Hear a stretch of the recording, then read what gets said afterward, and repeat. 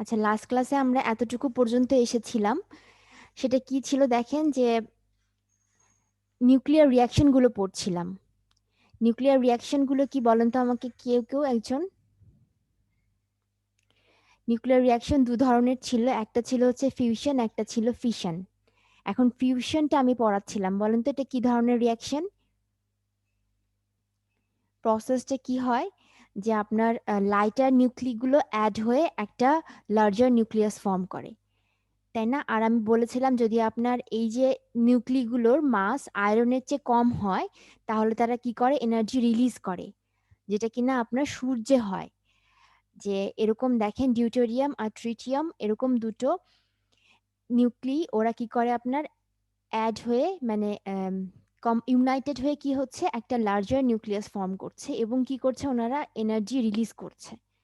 ঠিক আছে, এখন আপনি যদি এই যে এই যেগুলো আপনার মানে শুরুতে ছিল, মানে রিয়াকশনের শুরুতে যেই ডিউটেরিয়াম আর ট্রিটিয়াম যারা ছিল, ওদের যদি মাস আপনি যোগ করেন, এবং পরে যেই রেজাল্টেন্ট যেই এলিমেন্টটা তৈরি হচ্ছে, এদের মাস কিন্তু সমান হয় না। কেন হয় না? আপনার ওই যে কিছু মাস কি হচ্ছে, এনার্জিতে কনভার্ট হচ্ছে, তাই না? এখানে আমরা বলেছি হচ্ছে কি, কিছু এনার্জি রিলিজ করছে, এই জন্য আপনার এই মাসের ডিফারেন্সটা হয়।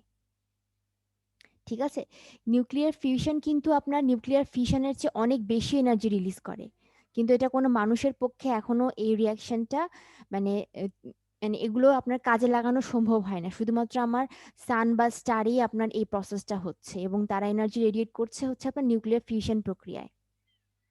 ঠিক আছে, এবার আসেন আমাদের যেটা কনসার্ন, সেটা হচ্ছে কি বলেন তো, নিউক্লিয়ার ফিশন। এটা কি ধরনের রিয়াকশন বলেন তো, এখানে কি হচ্ছে, কেউ বলতে পারবেন? যে নিউক্লিয়ার ফিশনে কি হচ্ছে বলেন তো? একটা বড় নিউক্লিয়াস ভেঙে দুই বা তার অধিক ছোট নিউক্লিয়াসে ছোট পরিণত হচ্ছে। নিউক্লিয়াসে পরিণত হচ্ছে, এবং কি হচ্ছে, এখানে সব সময় আপনার কি হচ্ছে, যে এনার্জি রিলিজ হচ্ছে। এখন এনার্জি রিলিজ হচ্ছে মানে কি, দেখেন এই যে এখানে একটা দেখতে পাচ্ছেন যে ইউরেনিয়াম-235 একটা একটা নিউক্লিয়াস, এখানে কি হচ্ছে, একে আমরা একটা নিউট্রন দিয়ে হিট করছি।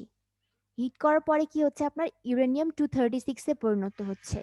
এই যে ইউরেনিয়াম-236, এটা কিন্তু আপনার মানে নেচারে স্ট্যাবল পজিশনে থাকতে পারে না। সে আপনার ভেঙে কি হচ্ছে দেখেন, ক্রিপ্টন, বেরিয়াম আর তিনটা আরো নিউট্রনে কনভার্টেড হচ্ছে, কিছু গ্যামা রে বের হয়। ঠিক আছে, এগুলো হচ্ছে আপনার মানে রেডিও অ্যাক্টিভ রে। ঠিক আছে, আর এই যে নিউট্রনগুলো আপনার বের হচ্ছে, এই নিউট্রনগুলো যে আপনার যদি আরো কোনো ইউরেনিয়ামকে হিট করে, তাহলে একটা চেইন রিয়াকশন ফর্ম করে। এই প্রসেসটাই আমরা কাজে লাগাই কিসের জন্য, নিউক্লিয়ার পাওয়ার জেনারেট করতে। তাহলে আমরা কি বলছি, যে আমাদের নিউক্লিয়ার যে ফিশন রিয়াকশন, এই রিয়াকশনে কি হয়, আপনার একটা বড় নিউক্লিয়াস স্প্লিট আপ হয়ে ছোট ছোট নিউক্লিয়াসে কনভার্টেড হয়, এবং কি আপনার যে কিছু নিউট্রন ফর্ম করে। আপনি যে এই বড় নিউক্লিয়াসটাকে ভাঙছেন, এর জন্য কিন্তু আপনাকে এনাফ শক্তি দিতে হবে, যেন আপনার কি, যেটা আপনার বাইন্ডিং এনার্জি, সেই বাইন্ডিং এনার্জিটা থেকে আপনার মানে বেশি হয়, যেই এনার্জিটা আপনি সাপ্লাই দেবেন, না হলে কিন্তু এই নিউক্লিয়াসটা ভাঙবে না।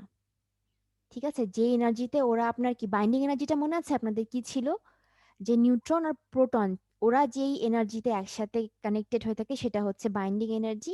আপনার সেই বাইন্ডিং এনার্জির চেয়ে বেশি পরিমাণে আপনাকে এনার্জি দিতে হবে এই নিউক্লিয়াসটাকে ভাঙার জন্য।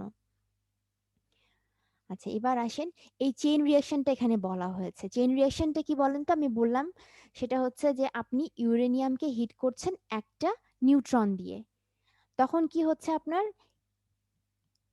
কি হচ্ছে বলেন তো? যেগুলো আপনার বাই প্রোডাক্ট, সেগুলো আমরা কনসিডার করছি না। আমাদের মেইন কনসার্ন হচ্ছে যে আপনার এই যে ক্রিপ্টন, বেরিয়াম, গ্যামা রে, এগুলো তৈরি হচ্ছে, সেখান থেকে পরে কিন্তু আমার তিনটা নিউট্রন আরো কি রিলিজ হচ্ছে না আপনার প্রতিটা বিক্রিয়ায়? বলেন, তিনটা নিউট্রন রিলিজ হচ্ছে না? এই নিউট্রনগুলো যে আবার কি করবে, ওই নিউট্রনগুলো যে কিন্তু আবার আপনার ইউরেনিয়াম-235 এর আরো যেগুলো নিউক্লিয়াস আছে, সেগুলোকে হিট করবে। হিট করলে কি আবার একই প্রসেস হবে না বলেন তো?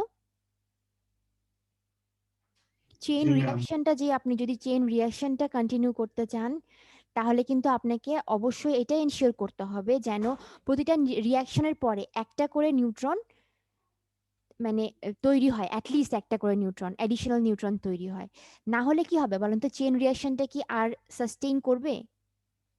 যে আপনি একবার এটাকে হিট করলেন, হিট করার পরে যে ধরেন ৩টা নিউট্রন তৈরি হলো। নিউট্রনগুলো আবার কি হয়? আমি বলেছিলাম, ১ম দিন আপনাদেরকে একটা ভিডিও দেখিয়েছিলাম যে নিউট্রনগুলো এত বেশি কাইনেটিক এনার্জি সম্পন্ন হয় যে ওরা কি করে আপনার ঠিকঠাকভাবে কিন্তু আরেকটা নিউক্লিয়াসকে হিট করতে পারে না। আরেকটা ইউরেনিয়াম-235 নিউক্লিয়াসকে হিট করতে পারে না। ওরা এত বেশি এনার্জি সম্পন্ন হয়, ওরা জাস্ট কন্টিনিউয়াস মুভ করতে থাকে। মুভ করে, করে আবার কি অনেক সময় দেখা যায় যে কোনো নিউট্রন আপনার ইউরেনিয়াম-238 এর যে পুরো অ্যাটমটা সেটা দ্বারা অ্যাবজর্ব হয়ে যায়। আবার কিছু, কিছু নিউট্রন কি আপনার পালিয়ে যায় ওরা। আবার কি কেউ কোনো রিঅ্যাকশনের অংশগ্রহণই করে না। আবার অনেকে আবার কি করছে, এত বেশি কাইনেটিক এনার্জি সম্পন্ন ওরা হচ্ছে আপনার অন্য কোনো ইউরেনিয়ামকে হিটই করছে না। এজন্য কি হচ্ছে আপনার সবসময় যে আপনার ৩টা যে নিউট্রন তৈরি হলো তারা যে মানে ফ্রুটফুলি অন্য ইউরেনিয়ামকে হিট করবে এমন নাও হতে পারে। এভারেজে আপনার প্রতিটা রিঅ্যাকশনে কিন্তু এই যে দেখেন 2.5 টা নিউট্রন জেনারেট হয়। কিন্তু সবগুলোই আপনার ঠিকঠাকভাবে অন্য ইউরেনিয়ামের নিউক্লিয়াসকে হিট নাও করতে পারে। এজন্য আমাদের এনশিওর করতে হবে কি যে মানে অ্যাবজর্ব হোক, তারপরে অ্যাবজর্বড হোক নিউট্রন বা ওরা মানে পালিয়ে যাক, যেভাবেই হোক আপনার যেন এট লিস্ট একটা করে নিউট্রন অবশিষ্ট থাকে প্রতিটা রিঅ্যাকশনের পর। ঠিক আছে? এই যে হিট করলেন যে একটা নিউট্রন, তারপর যেন একটা করে অ্যাডিশনাল নিউট্রন যেন জেনারেট হয় এট লিস্ট। এই দেখেন এখানে একটা টার্ম আছে, এটাকে বলা হচ্ছে ক্রিটিক্যালি কনস্ট্যান্ট। এটা কি বলেন তো? ক্রিটিক্যালি কনস্ট্যান্টটা হচ্ছে একটা রেশিও, এটাকে কে দ্বারা ডিনোট করা হচ্ছে? কে কেটা হচ্ছে কি যে আপনার প্রতি ইউনিট টাইমে যে পরিমাণ এভারেজে নিউট্রন তৈরি হচ্ছে সেটার সাথে আপনার কি যে এখানে বলা আছে দেখেন যে average number of escaped or absorbed নিউট্রনের রেশিও, যে আপনার তৈরি হচ্ছে যে পরিমাণ neutron neutrons generated per unit time, আর হচ্ছে কি summation of neutrons absorbed or হচ্ছে রিলিজড। ঠিক আছে, এগুলো যেন এটা যদি অ্যাটলিস্ট 1 হয়, মানে আপনার অ্যাবজর্ব হোক বা মানে স্কেপড হোক, তারপরে যেন একটা করে নিউট্রন অ্যাটলিস্ট থাকে, না হলে কিন্তু আপনার কি হবে বলেন তো? নাহলে কিন্তু চেইন রিয়াকশনটা সাস্টেইনেবল হবে না। একটা রিয়াকশন হলো, তারপরে যে নিউট্রন যে আরেকটা ইউরেনিয়ামকে হিট করবে সেটা কিন্তু আপনার কন্টিনিউ হবে না যদি আপনার কে এর মান অ্যাটলিস্ট 1 না হয়। কেটাকে বলা হচ্ছে আপনার ক্রিটিক্যালি কনস্ট্যান্ট। এখন নিউক্লিয়ার রিঅ্যাক্টর ধরেন আপনার কাছে একটা আছে, তার যদি কে এর মান মোর দ্যান 1 হয়, তার মানে আপনি কি বুঝবেন বলেন তো? বলেন, যদি আপনার ক্রিটিক্যালি কনস্ট্যান্ট যেটা সেটার মান যদি মোর দ্যান 1 হয়, তার মানে কি যে আপনার যে পরিমাণ নিউট্রন প্রোডাকশন হচ্ছে প্রতি টাইমের সাথে সাথে তার পরিমাণটা বেশি অ্যাবজর্বড আর এসকেপড এর তুলনায়। তাহলে আপনার কিন্তু ওই যে নিউক্লিয়ার রিঅ্যাকশনটা চেইন রিঅ্যাকশন হবে, সাস্টেইনেবল হবে চেইন রিঅ্যাকশনটা। কিন্তু যদি আপনার রিঅ্যাক্টরের ক্রিটিক্যালি কনস্ট্যান্ট যদি আপনার লেস দেন 1 হয়, তার মানে কি বুঝতে পারছেন বলেন তো? শুনতে পাচ্ছেন আমার কথা? সাস্টেনেবল হবে না আর কি। সাস্টেনেবল হবে না, তার মানে আপনার কোনো নিউট্রন অবশিষ্ট নেই, তাই না? তাহলে চেইন রিঅ্যাকশনটা আপনার সাস্টেনেবল হবে না, তার মানে আলটিমেটলি রিঅ্যাক্টরটা কোনো রকম হিট জেনারেট করবে না, কারণ রিঅ্যাকশনই নেই। নিউক্লিয়ার ফিশন রিঅ্যাকশনটাই আপনার সাস্টেনেবল হচ্ছে না। আপনি একবার কোনোভাবে ইনিশিয়েট করলেন রিঅ্যাকশনটা, কিন্তু এটাকে তো আপনার কি বারবার তো আপনি ইনিশিয়েট করবেন না, আপনি কোনোভাবে ইনডিউস করলেন একটা নিউট্রন দিয়ে একটা ইউরেনিয়ামের নিউক্লিয়াসকে হিট করলেন, তারপরে কি হচ্ছে আপনার যেগুলো বাই প্রোডাক্ট তৈরি হচ্ছে তার মধ্যে যেন নিউট্রনগুলো অ্যাবজর্ব হচ্ছে কিছু, তারপরে কিছু পালিয়ে যাচ্ছে। আপনাকে এটা এনশিওর করতে হবে যেন অ্যাটলিস্ট একটা নিউট্রন যে ঠিকঠাক মতো আরেকটা ইউরেনিয়ামকে হিট করে, যেন আবার নিউট্রন জেনারেট করে, তাহলে চেইন রিঅ্যাকশনটা সাস্টেইনেবল হবে। আচ্ছা, এর জন্য কি করা হয় আপনার দেখেন কিছু প্রসেস আছে, যে আপনি এটা এনশিওর করবেন কিভাবে যেন রিঅ্যাকশনটা চেইন রিঅ্যাকশন হয়। এই জন্য একটা এখানে কথা লেখা আছে, দেখেন একটা টার্ম এসেছে, এটাকে আমি কি বলছি বলেন তো? Enriched uranium. এনরিচড ইউরেনিয়ামটা কি বলেন তো? ইউজুয়ালি আপনার যেই ইউরেনিয়ামটা নেচারে পাওয়া যায় সেটা হচ্ছে আপনার ইউরেনিয়াম, দেখেন এখানে একটা দেখা যাচ্ছে যে এই যে ন্যাচারে আপনার যে ইউরেনিয়ামটা আছে সেটাতে আপনার দেখেন ইউরেনিয়াম-238 এর পরিমাণটাই বেশি। কত দেখা যাচ্ছে এখানে বলেন তো? 99.3%। আপনার এই যে নিউক্লিয়ার ফিউশন রিঅ্যাকশনটা করছে কি আসলে ইউরেনিয়াম-235টা, কিন্তু একটা নেচারে যে ইউরেনিয়ামটা পাওয়া যাচ্ছে তার মধ্যে মাত্র 0.7% থাকে হচ্ছে ইউরেনিয়াম-235। ইউরেনিয়াম-235 ছাড়া কিন্তু আপনার চেইন রিঅ্যাকশনটা কোনোভাবেই সাস্টেনেবল হবে না। এখন আপনি কোনো উপায়ে কোনো প্রসেসে এই যে ন্যাচারাল ইউরেনিয়ামের মধ্যে ইউরেনিয়াম 235 এর মানে কনসেন্ট্রেশনটা বাড়াবেন, সেটাকে বলা হচ্ছে আপনার কি বলেন তো, এনরিচড ইউরেনিয়াম। এনরিচড ইউরেনিয়ামে কি হচ্ছে আপনার, মানে ইউরেনিয়াম 235 এর কনসেন্ট্রেশনটা বেশি। এটা ইউজুয়ালি দেখেন আপনার 1% থেকে 95%-এর মাঝে থাকতে পারে, আবার বেশিও থাকতে পারে। আপনারা দেখলেন তো নেচারে মাত্র কত 99%-এর মতো হচ্ছে আপনার ইউরেনিয়াম 238 থাকছে, আর বাদ বাকি 0.7% মাত্র হচ্ছে ইউরেনিয়াম 235। সেখানে আপনি যদি ইউরেনিয়াম 235 এর কনসেন্ট্রেশনটা কোনোভাবে বাড়ান, আপনাদের একটা ভিডিও দেখেছিলাম প্রথম দিন, যে ওখানে আইসোটোপ সেপারেশন এই প্রসেসটার মাধ্যমে আপনি কোনোভাবে ইউরেনিয়াম 235 এর কনসেন্ট্রেশনটা বাড়াচ্ছেন। এটাকেই বলছি কি আমরা, বলেন তো, যে এই কনসেন্ট্রেশন বাড়ানোর ফলে যে আপনার ইউরেনিয়ামটা তৈরি হচ্ছে, এটাকে বলছি আমরা হচ্ছে এনরিচড ইউরেনিয়াম। কথাটা কি বুঝতে পেরেছেন? হ্যাঁ। এখন এই যে এনরিচড ইউরেনিয়ামটা যদি আপনি ইউজ করতে চান ফুয়েল হিসেবে নিউক্লিয়ার রিঅ্যাক্টর, তাহলে কিন্তু আপনাকে কিছু প্রসেসের মধ্যে যেতে হবে। এটাই হচ্ছে এক ধরনের প্রসেস যেটাকে বলছি আমরা আইসোটোপ সেপারেশন। এগুলোর জন্য আপনার কি হবে, যে ফুয়েলটা আলটিমেটলি আপনি তৈরি করবেন সেখানে ইউরেনিয়াম 235 এর কনসেন্ট্রেশনটা বেশি থাকবে, কিন্তু এর জন্য আপনার কিন্তু অনেক খরচ হবে। কারণ এই যে প্রসেসগুলো, অ্যাডিশনাল প্রসেসগুলো যে ইউজ করছেন, এই জন্য আপনার খরচটা কিন্তু বেড়ে যাবে। ঠিক আছে? কিন্তু আপনি রেজাল্ট কি পাবেন বলেন তো? এই যে চেইন রিঅ্যাকশনটা যে সাস্টেনেবল হবে, সেটাকে আপনি এনশিওর করতে পারছেন। কেন বলেন তো? যে যত বেশি আপনার ইউরেনিয়াম 235 এর এরকম নিউক্লিয়াস থাকবে, তত বেশি কি নিউট্রনগুলোকে এদের হিট করার সম্ভাবনাটা বাড়বে না? আপনি নিউট্রন জেনারেট করলেন, তারা অনেক বেশি পরিমাণে কাইনেটিক এনার্জি সম্পন্ন, তারা খুবই ফ্ল্যাকচুয়েটেড ভাবে মুভ করছে। কিন্তু আপনি যদি আপনার যে ফুয়েলটা আছে সেখানে যদি আপনি এনশিওর করতে পারেন যে আপনার মানে অনেক বেশি ইউরেনিয়াম 235 এর কনসেন্ট্রেশন, তাহলে কিন্তু নিউট্রনগুলোর হিট করার সম্ভাবনা অনেক বাড়বে তাদেরকে, তাই না? তার মানে আপনার আরো বেশি নিউট্রন তৈরি হবে, তার মানে চেইন রিঅ্যাকশন হওয়ার সম্ভাবনাটা বাড়বে। কিন্তু এর জন্য আপনার কিছু মানে কস্ট বিয়ার করতে হবে। আচ্ছা, এখানে কি দেখাচ্ছে দেখেন, এই ডান পাশের ফিগারগুলো একটু লক্ষ্য করেন। এটা হচ্ছে আপনার নেচারে যে ইউরেনিয়ামটা থাকে সেটা। এই যে রেড পোর্শনটা দিয়ে বোঝানো হচ্ছে আপনার ইউরেনিয়াম 235 এর কনসেন্ট্রেশনটা। বুঝতে পারছেন এটা দেখে? এর চেয়ে আপনি যদি একটু বাড়ান, এই যে নিচের সেকেন্ড ফিগারটাতে কি দেখতে পাচ্ছেন, রেড পোর্শনের কনসেন্ট্রেশনটা একটু বেশি না আগের তুলনায়? তার মানে হচ্ছে কি, যে এখানে আগের তুলনায় আপনার ইউরেনিয়াম 235 এর কনসেন্ট্রেশনটা বেশি করা হয়েছে। কোনো একটা ওয়েতে আইসোটোপ সেপারেশন হয়, কোনো একটা ওয়েতে আপনার কি কনসেন্ট্রেশন বাড়ানো হয়েছে। আর লাস্টেরটা দেখেন তো কি লেখা আছে, হাইলি এনরিচড ইউরেনিয়াম। এখানে কি হবে বলেন তো, এটা অনেক বেশি ফিশনেবল। ফিশনেবল মানে কি, এটার ক্ষেত্রে ফিশন রিঅ্যাকশনের সম্ভাবনা অনেক বেশি। তার মানে কি, যেখানে আপনার নিউক্লিয়ার উইপন যারা মানে তৈরি করেন, তারা কিন্তু সবসময় কি এই ধরনের মানে নেচারে যেগুলো পাওয়া যায় সেগুলো অত বেশি ফিশনেবল না। আপনি সেটাকে কি করছেন, আরো বেশি হাইলি এনরিচড ইউরেনিয়ামে কনভার্ট করছেন, ইউরেনিয়াম 235 এর কনসেন্ট্রেশনটা বাড়িয়ে। তার মানে যারা যারা ধরেন নিউক্লিয়ার ওয়েপন তৈরি করে, তারা কিন্তু এইসব এই যে ইউরেনিয়াম 235 যেটা এনরিচড, সেটার জন্য কিন্তু অনেক বেশি মানে সার্চ করতে থাকে। এই জন্য এগুলোর যে আপনার ইউজটা, সেটা অনেক বেশি মনিটর করে হচ্ছে অ্যাটমিক এনার্জি এজেন্সিটা। ঠিক আছে? আপনার দেখেন, যেটা একটা এখানে প্রজেক্টের নাম লেখা আছে ম্যানহাটন প্রজেক্ট। ম্যানহাটন প্রজেক্টটা কি জানেন? সেটা হচ্ছে আপনার সেকেন্ড ওয়ার্ল্ড ওয়ারের সময় এই যে ওনারা যে ফার্স্ট নিউক্লিয়ার ওয়েপন তৈরি করেন, তার জন্য রিসার্চের কিছু ব্যবস্থা করা হয়, নিউক্লিয়ার রিসার্চ, সেটার উপর বেস করে একটা প্রজেক্ট, ম্যানহাটন প্রজেক্ট নাম দেওয়া হয়েছিল এটাকে।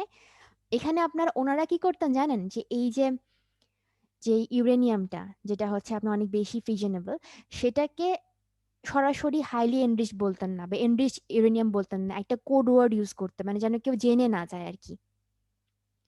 যে এই কোড ওয়ার্ডটা ইউজ করতে দেখেন, ওরালয় এই এই নাম ইউজ করে এটাকে ব্যবহার করতে, মানে যেন কেউ জেনে না যায় যে এটা কোথায় হচ্ছে, আপনার রিসার্চটা কোথায় হচ্ছে, বা ওনারা যেহেতু তৈরি করছেন ফার্স্ট নিউক্লিয়ার ওয়েপন, ওনারা এটাকে অবশ্যই মানে এমন ভাবে ওনারা এই ওয়েপনটা তৈরি করেছে, মানে এখানে যে আপনার নিউক্লিয়ার রিঅ্যাকশনটা তৈরি করেছিল, এটা হচ্ছে আপনার আনকন্ট্রোলেবল, মানে আনকন্ট্রোল মানে পজিশনে চলে যাচ্ছে। এটা কিন্তু হচ্ছে আপনার যদি আপনি নিউক্লিয়ার ওয়েপন তৈরি করতে চান, মানে এই রিঅ্যাকশনটা আর কন্ট্রোল করা যায় না, এমন পজিশনে আপনাকে নিয়ে যেতে হবে আলটিমেটলি।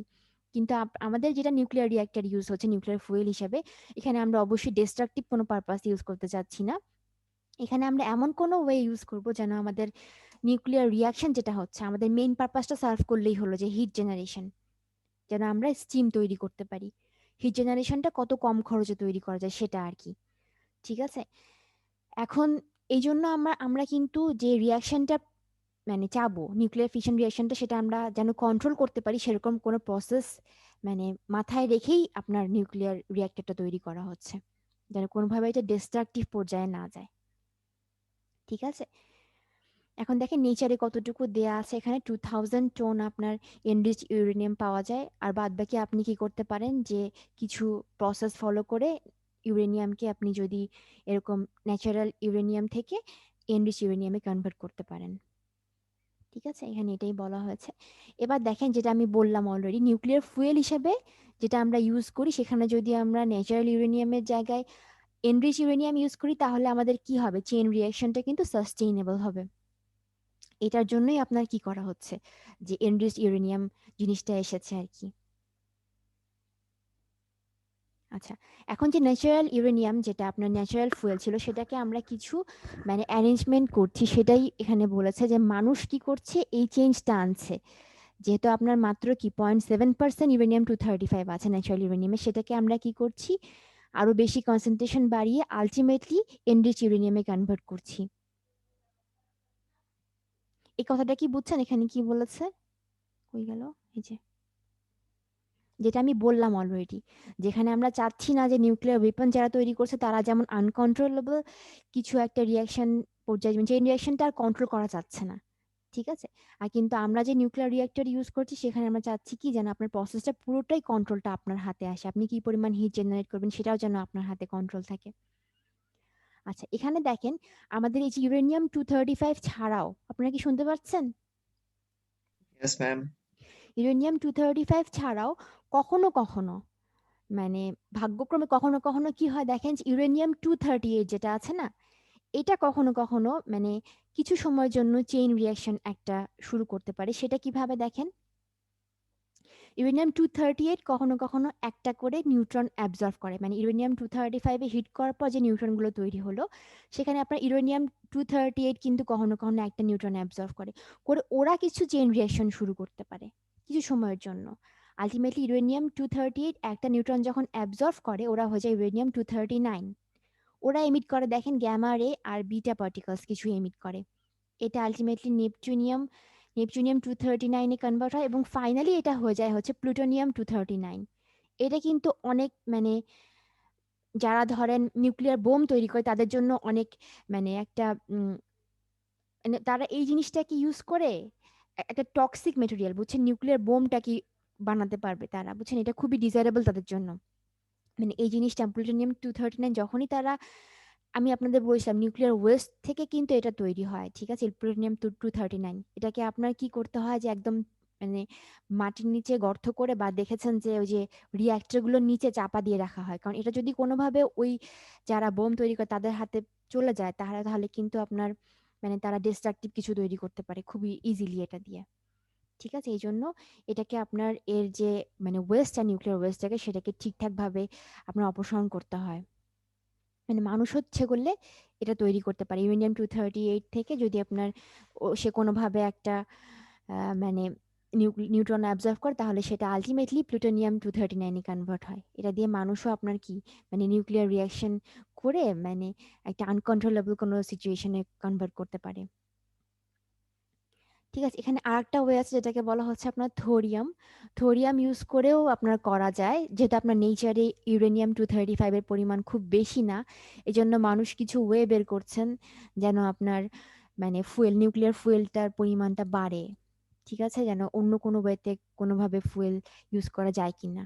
সেজন্য কি আপনার থোরিয়ামকে যদি আপনি ইউরেনিয়াম 235 এর কাছাকাছি রাখেন তাহলে আলটিমেটলি প্রোট্যাক্টিনিয়াম তৈরি হয় একটা ইউরেনিয়াম 233, সেটা থেকে আবার কি আপনার ইউরেনিয়াম 233 তে কনভার্ট হয় এটা, সেটাও আপনার কি মানে মানে রেডিও অ্যাক্টিভিটি দেয় আর কি। ঠিক আছে, এই এলিমেন্টটাও যদি আপনি, এটা কিন্তু মানুষের দ্বারা ইনডিউসড, আপনাকে থোরিয়ামকে ইউরেনিয়াম 235 এর কাছাকাছি রাখতে হবে, তাহলে আপনার কি হয় সেও একটা রেডিও অ্যাক্টিভিটি দিতে পারে। এই জন্য আপনার ইউরেনিয়াম 238 আর থোরিয়াম 232 কে ফার্টাইল ম্যাটেরিয়াল বলা হয়। ইন্ডিয়ায় কিন্তু এই প্রসেসটা অলরেডি শুরু হয়েছে আপনার, এই যে থোরিয়াম 232 ইউজ করে ইউরেনিয়াম 233 তে মানে কনভার্ট করা, যে আপনার আলটিমেটলি যে রেডিও অ্যাক্টিভিটি পাওয়া যাচ্ছে এরকম কোনো ম্যাটেরিয়াল আবিষ্কার করা। ঠিক আছে, এটা এখনো না আমাদের দেশে তো আসেনি, আমাদের দেশে তো কেবল শুরু হলো রূপপুর পারমাণবিক বিদ্যুৎ কেন্দ্র, এটা এখনো কাজ চলছে, এগুলো এখনো কোনো কিছু পাওয়ার জেনারেশন হয়নি, কি হবে ফিউচারে দেখা যাক। এটা একটু লক্ষ্য করেন, এখানে কি দেখতে পাচ্ছেন বলেন তো দুইটা ফটোতে, এটা কি বুঝতে পারছেন, কি মনে হচ্ছে আপনাদের দেখে এই দুটো জিনিস?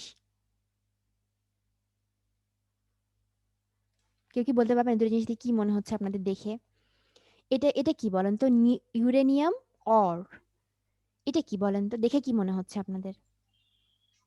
পাথরের মতো বা আকরিক টাইপের। একদম হ্যাঁ, আকরিকটা মানে একদম মানে মানে র ম্যাটেরিয়ালটা, এটা নেচারে পাওয়া যায়, নেচারে কিন্তু ইউরেনিয়াম খুবই ইজিলি অ্যাভেলেবল, বুঝছেন, সিলভার গোল্ড এগুলোর চেয়েও আরো বেশি অ্যাভেলেবল।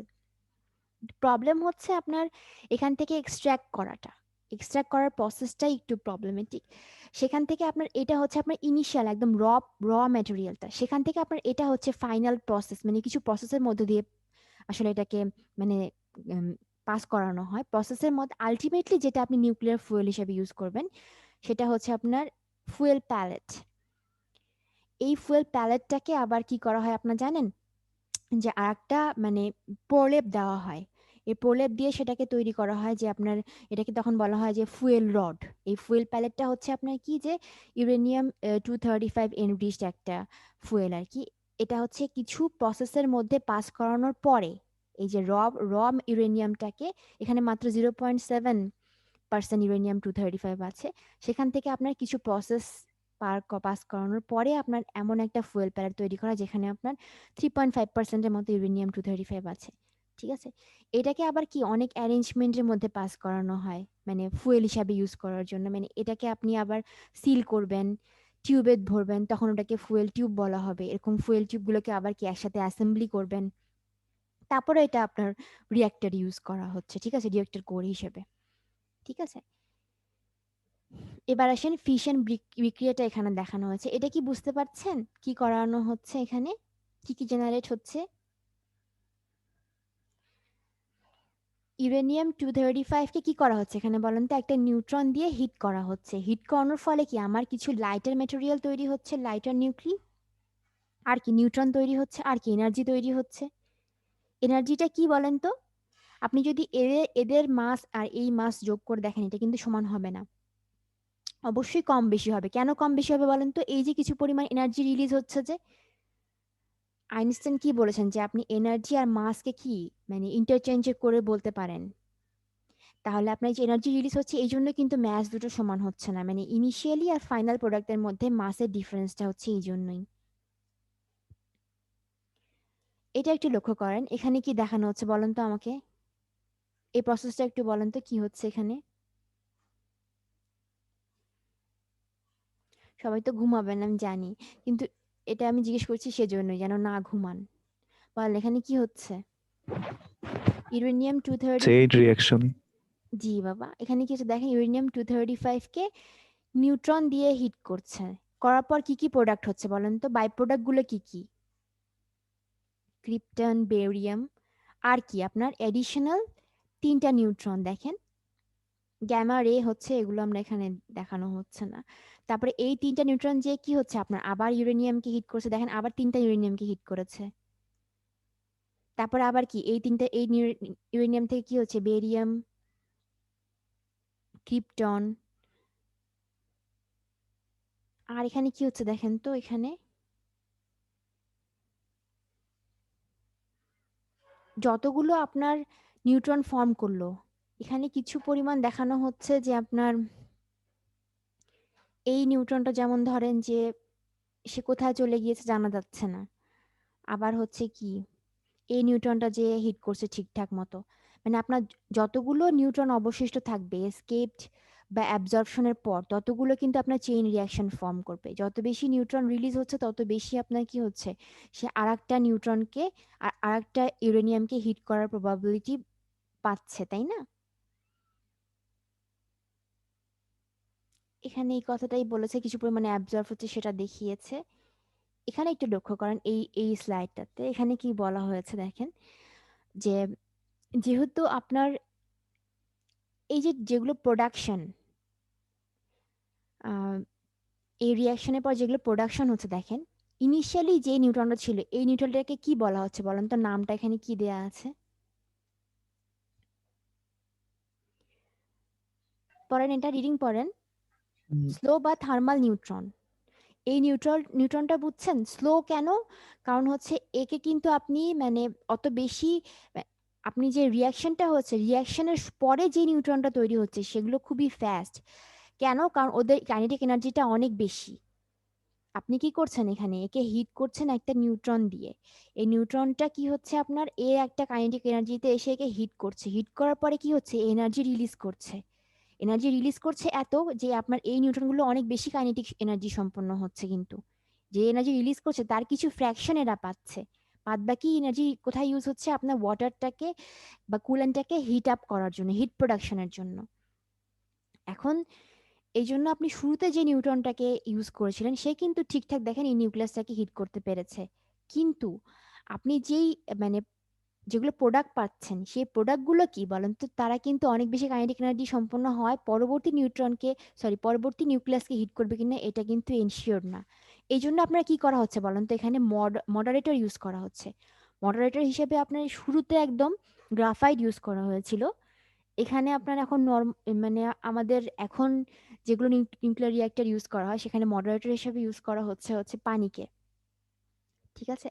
এই পানির যে আপনার নিউক্লিগুলো, যেগুলো নিউক্লিয়াস আছে এগুলোর সাথে যখন আপনার এই ফাস্ট নিউট্রনগুলো সরি ফাস্ট নিউট্রনগুলো যখন এদের সাথে আপনার ধাক্কা খাবে তখন আলটিমেটলি এরা কি বলেন তো কিছু এনার্জি রিলিজ করবে না ধাক্কা খাওয়ার পর?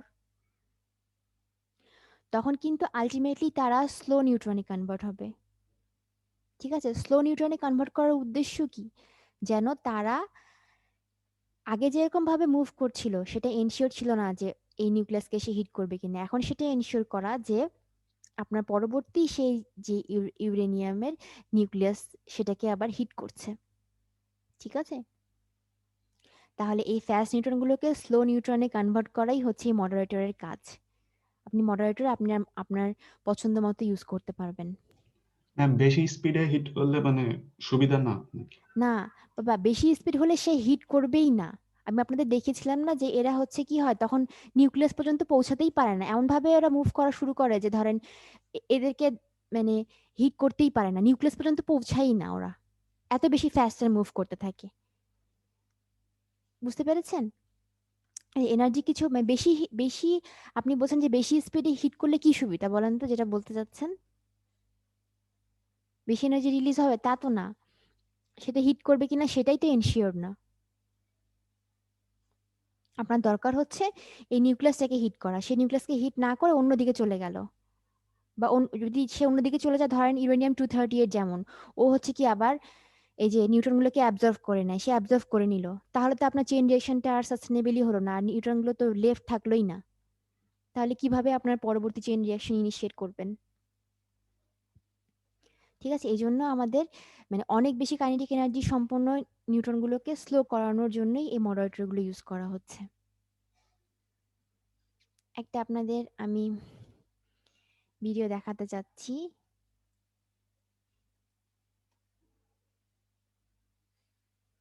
আপনারা আমার স্ক্রিন দেখতে পাচ্ছেন?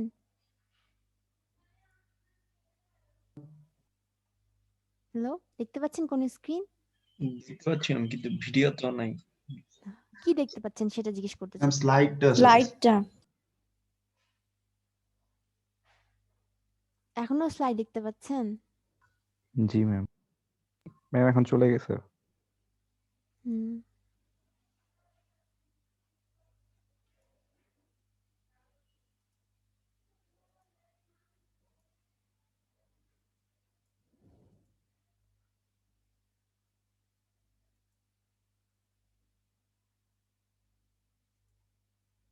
এটা একটু লক্ষ্য করেন, দেখতে পাচ্ছেন? Yes ma'am. এটা কি বলেন তো? এটা একটা নিউক্লিয়ার রিঅ্যাক্টর। এটা আমি সেদিন প্রথম দিন একটু বলেছিলাম যে কি হয় বলেন তো এখানে, এই জায়গাটা কি করা হচ্ছে, রিঅ্যাক্টর ভেসেল যেটা, এখানে কি করা হচ্ছে দেখেন,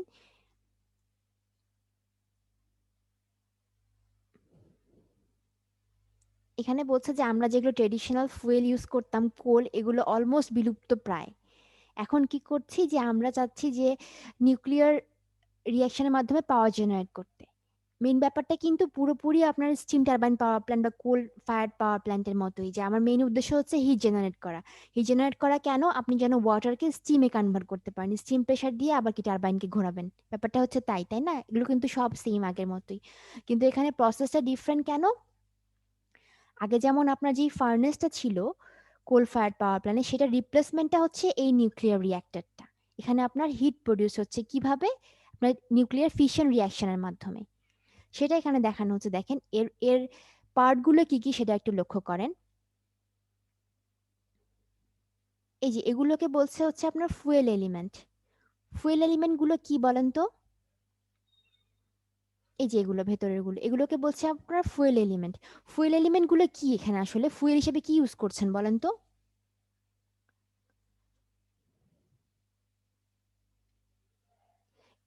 এগুলো হচ্ছে ফুয়েল এলিমেন্ট। এই ফুয়েল এলিমেন্ট হিসেবে কি ইউজ করছেন বলেন, এতক্ষণ ধরে কি বললাম?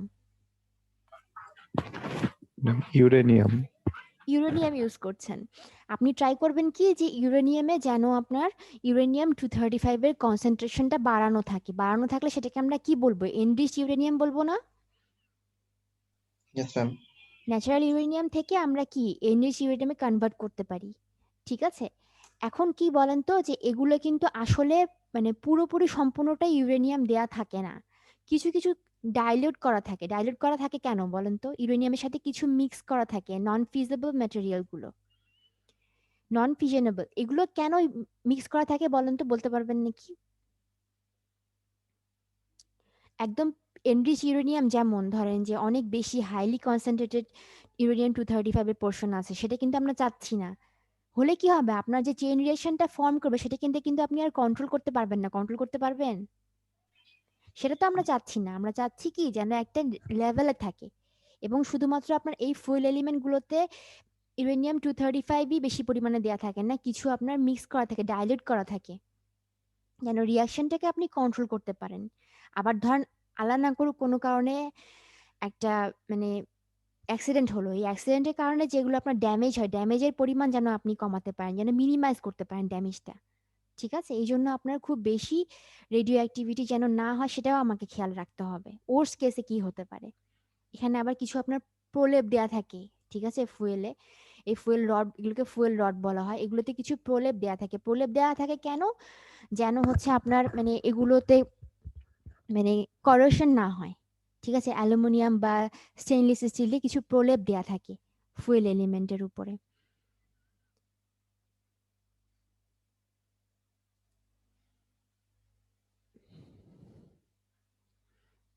দেখেন এগুলো ভ্যারি করে আপনার রিঅ্যাক্টর অনুসারে, যে কত পরিমাণ আপনি ফুয়েল রড ইউজ করবেন।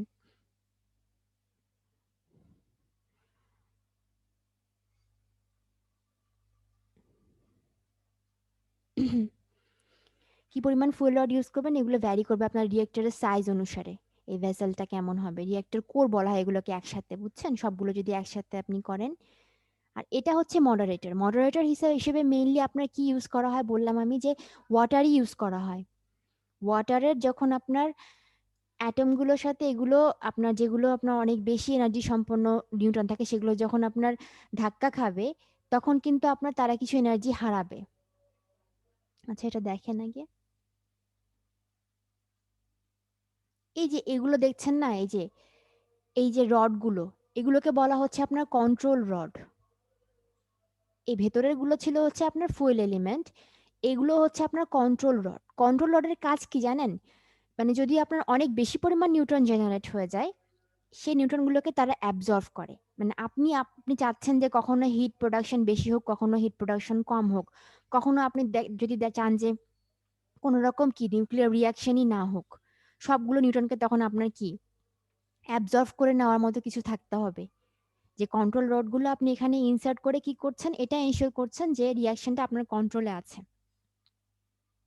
এই থার্মাল নিউট্রন যেটা বললাম যে শুরুতে যে স্লো নিউট্রনটা ছিল, সেই নিউট্রনটা দেখছেন কত কম এনার্জি ছিল, ওটা 0.04 ইলেকট্রন, মানে 0.004 ইলেকট্রন ভোল্ট এনার্জি সম্পন্ন। প্রথমে যে নিউট্রনটা দিয়ে আপনি তাকে হিট করছেন, ইউরেনিয়াম 235 কে হিট করছেন, দেখেন 3টা নিউট্রন ফর্ম করলো। এবার এই নিউট্রনগুলো অনেক বেশি কাইনেটিক এনার্জি সম্পন্ন হয়, ঠিক আছে? এগুলোর কিন্তু আপনার এনার্জি অনেক বেশি হয় শুরুর নিউট্রনটা, যে 1 মেগা ইলেকট্রন ভোল্ট পরিমাণ, ঠিক আছে? এখন আপনি এই যে এগুলোকে আপনাকে এনশিওর করতে হবে যেন অন্যান্য এই নিউক্লিয়াসকে তারা হিট করে, আবার যেন নিউট্রন ফর্ম হয়, আবার যেন হিট করে, বারবার একটা চেইন রিয়াকশন প্রসেস যেন শুরু হয়, ঠিক? এটা কিন্তু আপনাকে এনশিওর করতে হবে।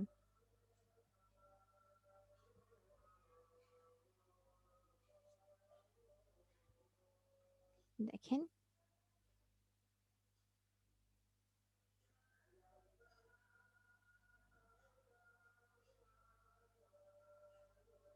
কি হচ্ছে এখানে, বুঝতে পারছেন এখানে কি হচ্ছে? একটা নিউট্রন ফর্ম করলো, সে যে আবার কি আপনার ফুয়েল এলিমেন্টটাকে হিট করছে, তারপরে কি ওখান থেকে আবার কি নিউট্রন ফর্ম করছে, আবার সেই নিউট্রনগুলো আবার ফুয়েল এলিমেন্টকে হিট করছে, ঠিক আছে? এখন নিউট্রনগুলো যদি অনেক বেশি পরিমাণ তৈরি হয়ে যায়, তখন তো আপনার কি রিয়াকশনটাকে কন্ট্রোল করতে পারবেন না।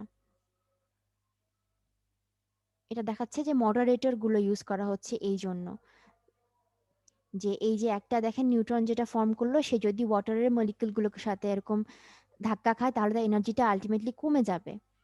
তাহলে আপনার সে ঠিকঠাক ভাবে অন্যান্য ফুয়েলকে হিট করতে পারবে। তখন আপনার সেটা এনশিওরড হবে যে এটা এনার্জিটা কমে যাচ্ছে, ঠিক আছে? এনার্জি কমে গেলে আপনার যেমন সে বিক্ষিপ্তভাবে মুভ করছিল সেটা আর থাকবে না, তার কাইনেটিক এনার্জি কম, সে এখন কোনো না কোনো ভাবে যে ফুয়েল সেলকে এরকম আঘাত করছে, দেখেন আবার নিউট্রন ফর্ম করছে। আর কন্ট্রোল রড গুলো সাধারণত কি দিয়ে তৈরি হয় দেখেন, ক্যাডমিয়াম দিয়ে তৈরি হয় ইউজুয়ালি। এগুলো ওরা কি করে, আপনার যে এডিশনাল যে নিউট্রন গুলো ফর্ম করছে সেগুলোকে অ্যাবজর্ব করে নেয়। যখন আপনি কন্ট্রোল রড এখানে ইনসার্ট করবেন, তখন যে এডিশনাল নিউট্রন গুলো সেগুলো সে অ্যাবজর্ব করে নিচ্ছে।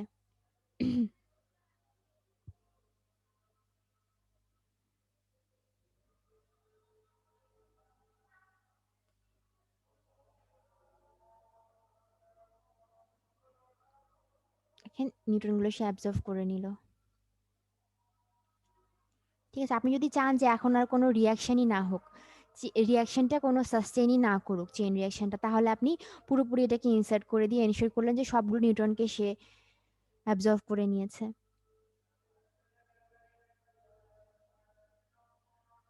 হচ্ছে ক্যাডমিয়াম আর বোরন দিয়ে এটা তৈরি, আপনার এই যে কন্ট্রোল রড গুলো।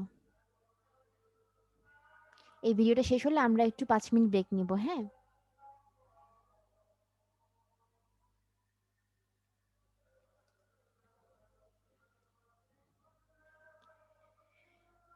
এই যে তারপরে আপনার কি হলো, যে হিটটা প্রডিউস হলো, সেটা কিন্তু দেখেন এই হিটটা এখানে এক্সচেঞ্জ হয়। এখানে একটা আপনার ফ্লুইড থাকে, এটাকে বলছি আমরা প্রাইমারি ফ্লুইড। এই ফ্লুইডটা আপনার কি জাস্ট এইটুকু পাইপের মধ্য দিয়ে ফ্লো হচ্ছে, কিন্তু এই ফ্লুইডটা কিন্তু আপনার এই সেকেন্ডারি ফ্লুইডের সাথে মিশছে না, এখানে শুধু হিটটা এক্সচেঞ্জ করছে সে। আচ্ছা, এগুলো পড়াবো একটু পরেই। দেখেন তাহলে আপনার কি হচ্ছে আলটিমেটলি, এই যে ওয়াটার গুলো এখানে আছে, এখানে ওয়াটার গুলো স্টিমে কনভার্টেড হচ্ছে, স্টিমে কনভার্ট করে আবার টারবাইনকে মুভ করাচ্ছে, ঠিক আছে?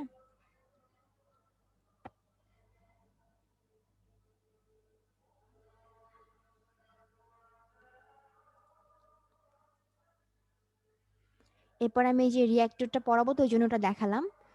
আমরা একটু 5 মিনিট ব্রেক নিই, আপনারা 5 মিনিট পরে আসেন। হ্যাঁ। সবাইকে আসছেন? আমি শুরু করবো আবার। জি ম্যাম, শুরু করেন। আচ্ছা তাহলে এখন বলেন, তাহলে নিউক্লিয়ার পাওয়ার প্ল্যান্টে আমাদের কি কি এলিমেন্ট মেইন থাকছে বলেন তো? এই যে একটু আগে যে আমরা দেখলাম যে আপনার এখানে ছিল নিউক্লিয়ার রিঅ্যাক্টর, একটা রিঅ্যাক্টরের ভেতরে আপনার ওই যে ফুয়েল রড ওগুলো এটা সেটা আছে, মডারেটর। তারপরে হচ্ছে আপনার মেইন এলিমেন্ট ছিল কি আপনার নিউক্লিয়ার রিঅ্যাক্টর, তারপরে হচ্ছে এক জায়গায় হিট এক্সচেঞ্জ হচ্ছে, স্টিম টারবাইন, অল্টারনেটর বা জেনারেটর আর কন্ডেন্সার। এটা শুরুতে আমি বলেছিলাম, তাই না? এখন দেখেন যে আপনার নিউক্লিয়ার রিঅ্যাক্টর আসলে কি হচ্ছে বলেন তো? যে নিউক্লিয়ার রিঅ্যাক্টর দেখা যাচ্ছে এখানে, দেখেন এখানে কি কি জিনিস আছে আমাকে বলেন তো? একটু আগে আমরা দেখলাম যে কি কি জিনিস আছে নিউক্লিয়ার রিঅ্যাক্টরে, বলতে পারবেন কি কি আছে? এই যে একটু আগে যে দেখলাম একটা রিঅ্যাক্টর ভেসেল থাকে, দেখেছেন না একটু আগে ছবিতে? রিঅ্যাক্টর ভেসেল আছে। রিঅ্যাক্টর ভেসেলের মধ্যে কি কি থাকছে আপনার? যে আপনারা দেখেছেন যে ফুয়েল রড তো বুঝতে পেরেছেন না কোনটা এখন? ফুয়েল রড কি দিয়ে তৈরি? তারপরে কি থাকছে? মডারেটর হচ্ছে আপনার ধরেন ওয়াটারের লেভেলটা, যে ডটের দিয়ে দেখানো হচ্ছে এটা হচ্ছে মডারেটর। আর কি থাকতে পারে? যে রিঅ্যাক্টর ট্যাঙ্ক, যেখানে আপনার পুরো প্রসেসটা হচ্ছে ট্যাঙ্কটা অবশ্যই কি একটা শিল্ড দেয়া থাকে। আর কি থাকে দেখেন এখানে? এই যে থার্মাল শিল্ড থাকে। থার্মাল শিল্ডটা কেন থাকে বলেন তো? থার্মাল শিল্ডিং বলে কি বুঝতে পারছেন এখানে? টেম্পারেচার যাতে বাহিরে না যেতে পারে। টেম্পারেচার যেন কিছু পরিমাণ মানে সে যেন অ্যাবজর্ব করে নেয়, কিছু পরিমাণ যেন টেম্পারেচার বাইরে যেতে না পারে। আবার এখানে দেখেন যে এই যে কুল্যান্ট পাঠানো হচ্ছে, কুল্যান্ট, সেটাকে আমরা কি নর্মাল ওয়াটার ইউজ করছি তাই না? ওয়াটারটাকে এখানে ইন করা হচ্ছে, এখানে আউট করা হচ্ছে। কেন? ওই একই কাজ, যে আপনার কি হচ্ছে যেন টেম্পারেচারটা আপনার কন্ট্রোলে থাকে, যেন এই এলিমেন্টগুলো খুব বেশি পরিমাণে আপনার হিট আপ হয়ে না যায়। আচ্ছা দেখেন এখানে নিউক্লিয়ার রিঅ্যাক্টরের কিছু ফটো দেয়া আছে। এটা হচ্ছে একটা রিসার্চ পারপাসে তৈরি করা হয়েছিল নিউক্লিয়ার রিঅ্যাক্টর। আর এটা হচ্ছে আপনার রিয়েল ফটো একটা। এখানে বলেন তো নিউক্লিয়ার রিঅ্যাক্টর কোনটা? ডান পাশের ফটোটাতে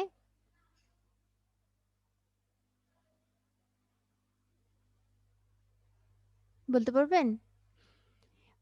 এই যে এখানে কিন্তু আপনার নিউক্লিয়ার রিঅ্যাক্টরটা আটকানো, এই যে এখানে এগুলোতে। আর এই বড় বড় দুটো কি বলেন দেখি?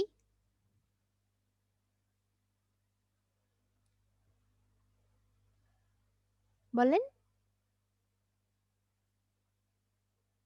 এটা জি কেউ বলতে ভাই। পারবেন না? এটা হচ্ছে আপনার কুলিং টাওয়ারটা, হ্যাঁ, হ্যাঁ, কুলিং টাওয়ার। Cooling tower. এখানে বলেছি না আপনার আরো বেশি কিন্তু কুলিং ওয়াটার লাগবে, কারণ এখানে হিট কিন্তু আপনার অনেক বেশি হচ্ছে।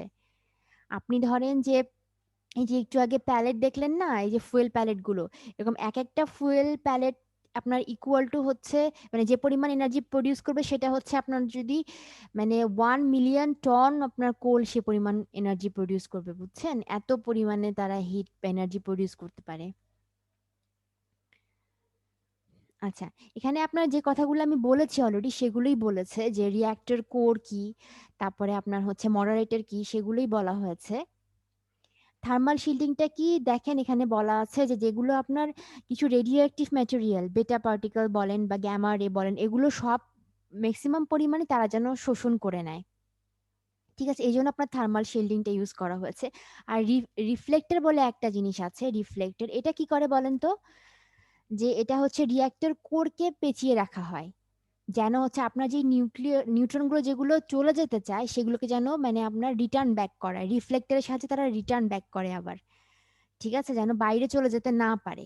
আর রিঅ্যাক্টর ভেসেল কি, এটা আপনারা জানেন যে পুরো জিনিসটা যেটা যার উপরে আপনার থাকে সেটাই হচ্ছে আপনার রিঅ্যাক্টর ভেসেল, যেটা আপনার কি কন্টেইনমেন্টের মানে যেটা আপনার সম্পূর্ণ জিনিসটাকে ধরে রাখে, সেটাই হচ্ছে আপনার রিঅ্যাক্টর ভেসেলটা।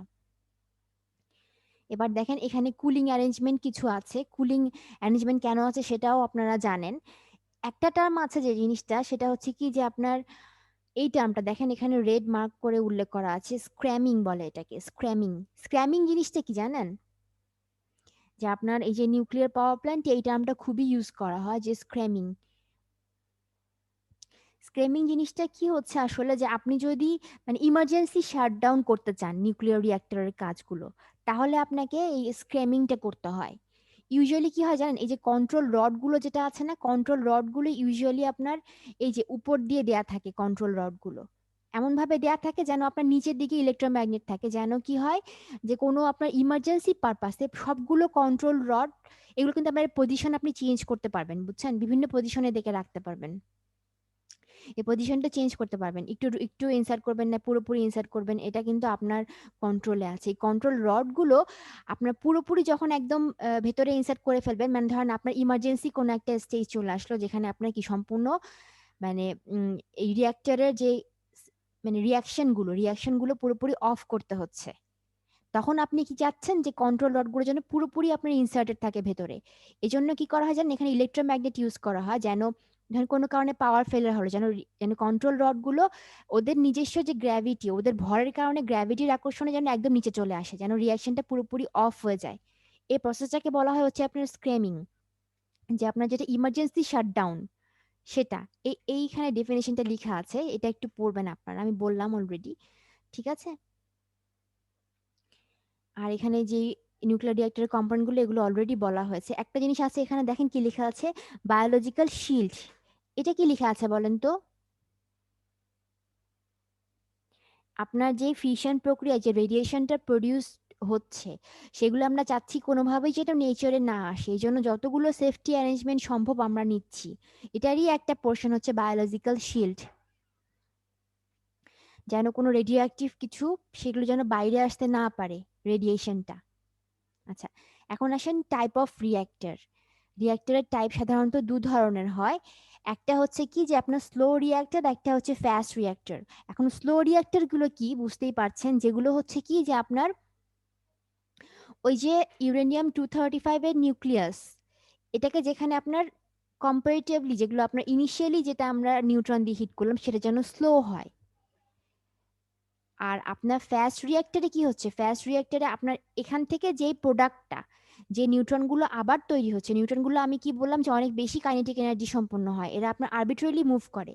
এখন আপনার যদি যেই ফুয়েলটা যদি এনরিচড ইউরেনিয়াম না হয়, এনরিচড ইউরেনিয়াম মানে কি, যে ইউরেনিয়াম 235 এর কনসেন্ট্রেশনটা যদি বেশি না হয়, তাহলে কিন্তু এরা এমনভাবে আরবিট্রারিলি মুভ করবে যে আপনার ওরা প্রপারলি যে নিউক্লিয়াসকে হিট করতে পারবে না। এই জন্য কি করা হচ্ছে যে আপনার যদি আপনি ফাস্ট রিঅ্যাক্টর ইউজ করেন, মানে যেই রিঅ্যাক্টরে কি হয় যে ফাস্ট মুভিং যে নিউট্রনগুলো সেগুলো আপনার কি চেইন রিঅ্যাকশনটা মানে ইনিশিয়েট করতে সক্ষম, তখন আপনাকে কিন্তু অবশ্যই এখানে এনরিচড ইউরেনিয়াম ইউজ করতে হবে। থার্মাল রিঅ্যাক্টরটা নর্মাল, যেটা আপনার ধরেন স্লো রিঅ্যাক্টর, সেটা হচ্ছে আপনার থার্মাল যে নিউট্রনগুলো সেগুলো দিয়ে যে চেইন রিঅ্যাকশনটা ইনিশিয়েট করা হচ্ছে। আর ফাস্ট রিঅ্যাক্টর হচ্ছে কি যেখানে আপনি ফাস্ট নিউট্রনগুলো ইউজ করছেন চেইন রিঅ্যাকশনটা কন্টিনিউ করার জন্য। এই জন্য কিন্তু আপনাকে এই সেকেন্ড রিঅ্যাক্টরের ক্ষেত্রে অবশ্যই এখানে এনরিচড ইউরেনিয়াম ইউজ করতে হবে, ঠিক আছে, ফুয়েল হিসেবে। এখন আসেন, এখানে আরো কিছু আমাদের টাইপ আছে রিঅ্যাক্টরের। দেখেন কি কি রিঅ্যাক্টর এখন ইউজ করা হচ্ছে। Pool type, pressurised water reactor. এই যে প্রেশারাইজড ওয়াটার রিঅ্যাক্টর আর বয়লিং ওয়াটার রিঅ্যাক্টর, এই দুটো আমরা একটু ডিটেইলে যাব এখন। আর অন্যগুলো একটু মনে রাখেন। এখানে আপনার মানে এই দুটোতে আপনার ওয়াটারটাকে প্রাইমারি কুলেন্ট বা সেকেন্ডারি কুলেন্ট হিসেবে ইউজ করা হচ্ছে, কিন্তু অন্য রিঅ্যাক্টরগুলোতে আপনার ওয়াটার ছাড়াও অন্য পার্টিকেল ইউজ করা হয় অনেক সময়। ঠিক আছে, আমরা এই দুটো একটু ডিটেইলে যাই, এই দুটো একটু ভালো করে দেখেন। প্রেশারাইজড ওয়াটার রিঅ্যাক্টর যেটা, এটা আমি একবার দেখিয়েছিলাম। আপনার বলেন তো এখানে কি কি কাজ হচ্ছে, আমাকে বলেন একটু, কি কি প্রসেস হচ্ছে বলেন। প্রেশারাইজড ওয়াটার রিঅ্যাক্টর আর একটা হচ্ছে আপনার বয়লিং ওয়াটার রিঅ্যাক্টর। এই দুটোর মধ্যে কিন্তু আমাদের ডিফারেন্সটা জানতে হবে, যে কি কি ডিফারেন্স আছে আমি বলবো, এটা একটু আপনারা নোট করবেন। আর হচ্ছে কি যে অ্যাডভান্টেজ ডিসঅ্যাডভান্টেজ জানতে হবে, ওয়ার্কিং প্রিন্সিপালের মেইনলি ডিফারেন্সটা কি সেটা একটু লক্ষ্য করেন। আগে এটার ওয়ার্কিং প্রিন্সিপাল কি সেটা বলেন তো আমাকে, এটা আমি বলেছি অলরেডি। আমাকে বলেন তো কি হচ্ছে এখানে, বলেন এখানে কি হচ্ছে, রিঅ্যাক্টর ভেসেলে কি কি থাকে সেটা বলেন। বলেন, ঘুম থেকে ওঠেন সবাই, বলেন। রিঅ্যাক্টর রড থাকে, না ফুয়েল রড থাকে। ফুয়েল রড থাকে, মডারেটর থাকে, কন্ট্রোল রড থাকে, তাই না? আর একটা জিনিস দেখেন, এই যে একটা রেড কালারের জিনিস এখানে মুভ করছে না, এটা হচ্ছে কি আপনার কুলেন্ট বলা হয়। এটা ইউজুয়ালি ওয়াটার ইউজ করা হয়, কিন্তু ওয়াটারটা কি জানেন অনেক বেশি প্রেশারাইজড ওয়াটার থাকে। এখানে ধরেন যে অনেক বেশি মেগাপিক্সেল, অনেক বেশি প্রেশারাইজড ওয়াটার থাকলে মানে কি, যে আপনি কিন্তু এখানে অনেক বেশি হিট জেনারেট করছেন, কিন্তু ওয়াটারটা কিন্তু ভ্যাপারাইজড হচ্ছে না।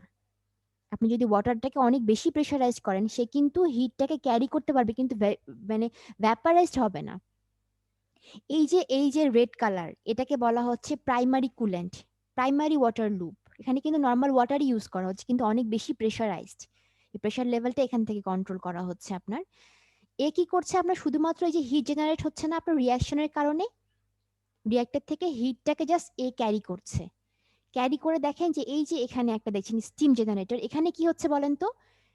আপনি পাম্প দিয়ে এখানে কি করছেন? নরমাল ওয়াটারকে এখানে ফ্লো করাচ্ছেন। ফ্লো করানোর পরে যখনই কি এই ওয়াটারটা এই যে এই প্রাইমারি কুলেন্ট যেটা রেড কালারে দেখা যাচ্ছে, যেটা আপনার ফ্লো করছে তার সংস্পর্শে আসছে, মানে এটা কিন্তু ফিজিক্যালি সংস্পর্শে আসছে না, শুধুমাত্র হিটটা এক্সচেঞ্জ করছে। দুটো ফ্লুইড কিন্তু মিশে যাচ্ছে না। দেখেন এই রেড কালারের ফ্লুইড কিন্তু রেড কালার ইচ্ছে করে দেয়া আছে, কারণ কি বলেন তো? এর কিন্তু কিছু রেডিও অ্যাক্টিভ প্রপার্টি আছে না, মানে এ কিন্তু সরাসরি আপনার ইউরেনিয়াম 235 এগুলোর সাথে মানে কানেক্টেড অবস্থায় আসছে, ওদের সাথে আপনার কন্ট্যাক্টে যাচ্ছে, কিন্তু এই ফ্লুইডটা কিন্তু কোনোভাবে আপনার সেকেন্ডারি ফ্লুইডের সাথে মিশে যাচ্ছে না, লক্ষ্য করেছেন? এবং সেকেন্ডারি ফ্লুইডটাই কিন্তু আপনার কাজে লাগাচ্ছে কি স্টিম তৈরি করার জন্য। কাজে এখানে যে স্টিমটা তৈরি হচ্ছে সেটা কিন্তু আপনার একদম পুরোপুরি সেফ না, বলেন তো? এখানে কিন্তু আর কোনো অ্যারেঞ্জমেন্ট দেখেন রাখা হয়নি। এখানে যেমন একটা কন্টেনমেন্টে রাখা হয় যেন কোনোভাবে যে রেডিও অ্যাক্টিভিটিটা বাইরে যেতে না চলে না যায়, এখানে কিন্তু আর ধরেন ওরকম ম্যানেজমেন্ট রাখা হয়নি। তাহলে আপনার কি হচ্ছে, শুধুমাত্র এখানে হিট এক্সচেঞ্জারের মাধ্যমে হিটটা কনভার্টেড হচ্ছে ওয়াটারে, ওয়াটার থেকে আবার কি হচ্ছে আপনার বলেন কি হচ্ছে, ওয়াটারটা স্টিমে কনভার্ট হচ্ছে, স্টিম যে আবার টারবাইনকে ঘোরাচ্ছে, জেনারেটর ঘুরছে, পরে এখানে কি হচ্ছে বলেন, এই লুপটাতে কি হচ্ছে এটা একটু বলেন, আগের পড়া এটা। কন্ডেন্সেটিং হচ্ছে। স্টিমটা স্টিমটাকে আপনার কি হচ্ছে, কুল করা স্টিমটাকে হচ্ছে। আপনি যেখানে ওয়াটার ফ্লো করাচ্ছেন সেটাকে কুল করছেন, আবার এখানে পাম্পের সাহায্যে উঠাচ্ছেন। ঠিক আছে, প্রেশারাইজড ওয়াটার রিঅ্যাক্টরে আপনার এনরিচ ইউরেনিয়ামকেই ফুয়েল হিসাবে ইউজ করা হচ্ছে। ঠিক আছে, আর কুলেন্টটা কি, কুলেন্ট আর মডারেটর হিসাবে ইউজ করা হয়, দুক্ষেত্রেই হচ্ছে আপনার ওয়াটার, নর্মাল ওয়াটার যেটা আমরা ইউজ করি সেটাই। শুধুমাত্র ডিফারেন্সটা কি বলেন তো, যে ওয়াটারের প্রেশারটা কিন্তু আপনার প্রাইমারি লুপে, যে প্রাইমারি লুপ যেটা, সেখানে আপনার ওয়াটারের প্রেশারটা দেখেন কত রাখা হয়েছে, 16 মেগা প্যাসকেল রাখা হয়েছে। ঠিক আছে, মানে আপনার প্রেশারটা অনেক বেশি হওয়ার কারণে কি হচ্ছে, আপনার ওয়াটারটা কিন্তু ভ্যাপারাইজ হচ্ছে না, শুধুমাত্র ওর কাজটা হচ্ছে কি বলেন তো, হিটটাকে এক্সচেঞ্জ করা। তাহলে এটার অ্যাডভান্টেজ কি কি বলেন? অ্যাডভান্টেজ কি হতে পারে আর ডিসঅ্যাডভান্টেজ কি হতে পারে? ডিসঅ্যাডভান্টেজ হতে পারে যে এখানে আপনার কি আরো বেশি অ্যারেঞ্জমেন্ট দরকার হচ্ছে। আচ্ছা, অ্যাডভান্টেজ একটু পরে আসি, আগে আমি এটা বলি, তারপরে বুঝতে পারবেন যে অ্যাডভান্টেজ কার সাপেক্ষে তা সেটা বলবো। এখানে দেখেন আরেক ধরনের রিঅ্যাক্টর আমরা দেখছি, এটাকে বলছি আমরা boiling water reactor. Boiling water রিঅ্যাক্টরের সাথে ওটার ডিফারেন্সটা কি বলেন তো?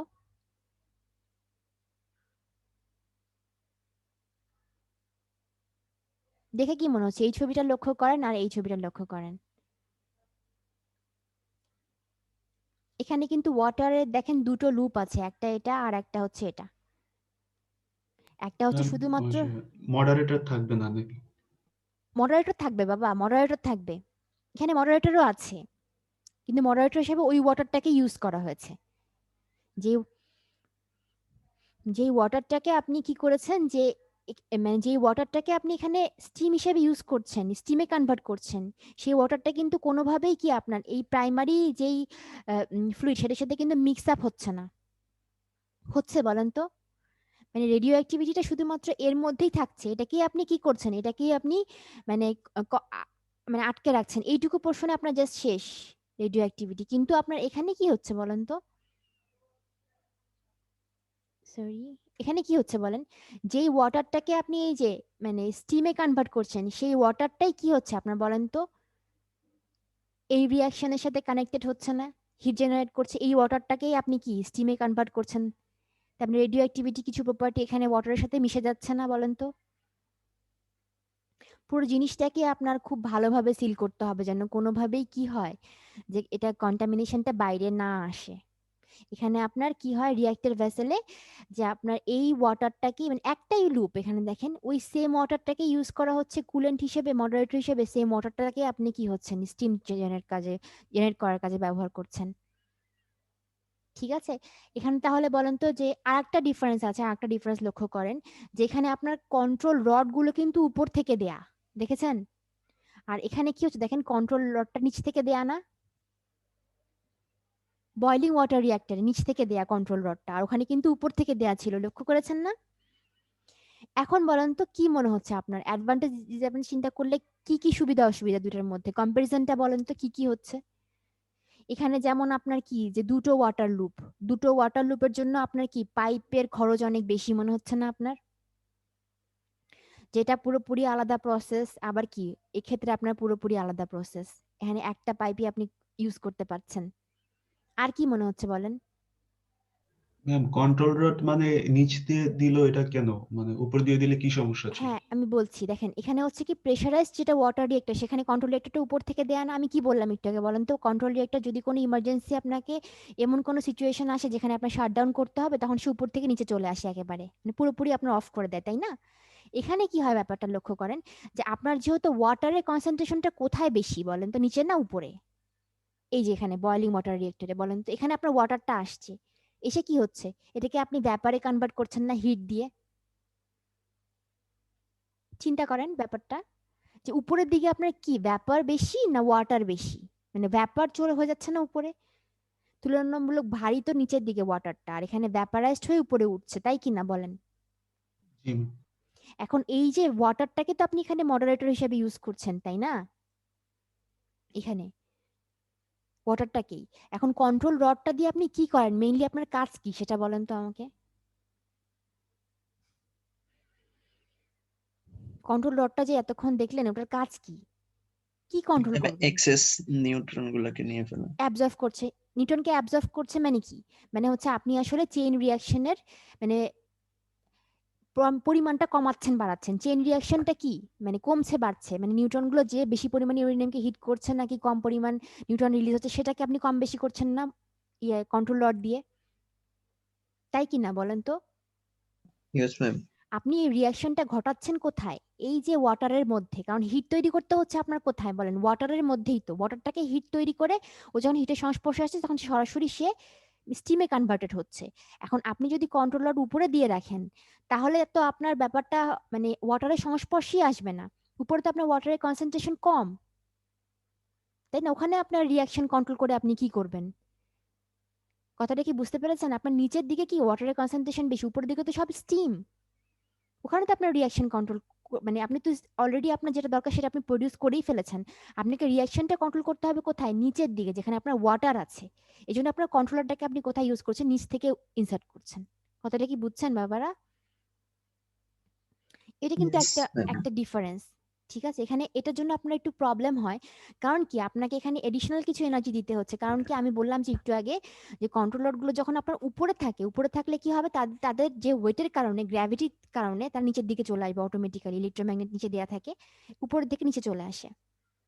যখন আপনার অটোমেটিক শাটডাউন করতে হয়। কিন্তু এখানে কিন্তু আর সেই ব্যাপারটা হচ্ছে না। না এখানে বরঞ্চ আলাদা আপনার অ্যারেঞ্জমেন্ট দরকার হচ্ছে না পুরোপুরি শাটডাউন করতে গেলে। নিচ থেকে ঠেলতে হচ্ছে। নিচ থেকে ঠেলতে মানে কি গ্র্যাভিটির এগেইনস্টে। ব্যাপারটা বুঝতে পেরেছেন? তাহলে এখানে আপনার কি মনে হচ্ছে সুবিধা অসুবিধা কি হচ্ছে যে এই জিনিসটা কিন্তু আপনার মানে এটা সেফ? বলেন তো আমাকে, প্রেসারাইজড ওয়াটার রিঅ্যাক্টরটা সেফ নাকি আপনার বয়লিং ওয়াটার রিঅ্যাক্টরটা বেশি সেফ? কি মনে হচ্ছে আপনার? Pressurised water reactor. প্রেসারাইজড ওয়াটারটা বেশি সেফ না? কারণ এখানে পুরো রেডিও অ্যাক্টিভ ম্যাটেরিয়ালটা যেখানে আপনার সংস্পর্শে আসে যেই ওয়াটারটা সেটাকে পুরোপুরি আলাদা একটা লুপে আবদ্ধ করে রাখা হয়েছে। কিন্তু এখানে কিন্তু সেটা না। ওই সেম ওয়াটারই কিন্তু আপনার যে রেডিও অ্যাক্টিভিটির সাথে কানেক্টেড হচ্ছে ওটাকে আপনি স্টিমে কনভার্ট করছেন। তাহলে অ্যাডভান্টেজ গুলো দেখেন যে এটা স্ট্যাবল একটা অপারেশন দিচ্ছে, এটা সেফ। ওই সেম ওয়াটারটাকে ইউজ করছেন কি কি হিসেবে? মডারেটর হিসেবে। আর কি বলেছে এখানে কি একটা জিনিস লক্ষ্য করেন, এখানে হেভি ওয়াটার বলে একটা কথা আছে, এটা বলিনি আমি। মানে অনেক সময় কি হয় জানেন যে নর্মাল যে ওয়াটারটা সেই ওয়াটারটাকে তো আপনি ইউজ করতেই পারছেন। এখানে আপনার যে হেভি ওয়াটার বলে একটা ওয়াটার আছে, এই ওয়াটারটাকে যদি আপনি মানে ইউজ করতে চান তাহলে আপনার ওয়াটারটাকে কিছু অ্যারেঞ্জমেন্টের মধ্য দিয়ে পাস করতে হয়। সেই ওয়াটারটা এখানে ইউজ করতে হচ্ছে না। কেন হচ্ছে না দেখেন, এই যে যে আপনি সিম্পল যে ওয়াটারটাকে ইউজ করছেন সেটাকে আপনি প্রেশারাইজ করছেন। প্রেশারাইজ করে এমন একটা ফর্মে নিয়ে যাচ্ছেন যেন ওয়াটারটা আপনার মানে ভ্যাপারাইজ না হয়। ঠিক আছে? ওয়াটারটা ভ্যাপারাইজ হয়ে গেলে কিন্তু সে আপনার কি মানে হিটটাকে ক্যারি করতে পারবে না ঠিকভাবে। এখানে কিন্তু আপনি প্রেশারাইজারটা ইউজ করে সেটাকে কন্ট্রোল করছেন। আপনাদের একটা আমি এখানে দেখাই, দাঁড়ান।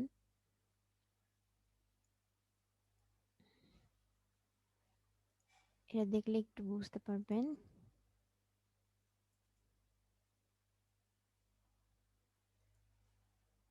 দেখতে পাচ্ছেন কিছু না দেখতে পাচ্ছেন না? কিছু দেখতে পাচ্ছেন? না ম্যাম। দাঁড়ান দাঁড়ান,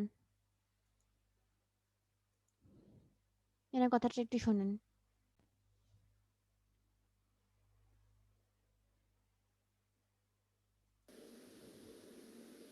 This video is focused on the details of how a pressurized water nuclear reactor works. Nuclear power plants are advanced versions of conventional coal power plants. When a furnace in a coal power plant is replaced by a nuclear reactor, it becomes a nuclear power plant. Since a nuclear reactor is a controlled nuclear heat generator, aka a nuclear bomb, it requires a higher standard of safety. While a coal power plant uses 2 water cycles, one for the steam cycle and the second for the cooling cycle, the nuclear power plant only uses 3. The first cycle is the pressurized water cycle, known as the primary cycle, and is leak-proof to prevent nuclear contamination. The second is a steam generation cycle called the secondary cycle. Unlike the pressurized water cycle, this is a leak-prone cycle. The third is the cooling water cycle. Now let's see how these 3 cycles operate. The primary cycle is contained in a strong concrete chamber where pressurized water passes between the nuclear materials and nuclear heat is transferred to water. The amount of heat generation is controlled by neutron poison rods. The purpose of these rods are to lower the high reactivity of the fuel loads. By adjusting the position of the rods, the amount of heat generation can be controlled. When these rods are completely inserted into a fuel load, neutron absorption slows the nuclear reaction and heat generation goes down. This is demonstrated by changing the background color of the core.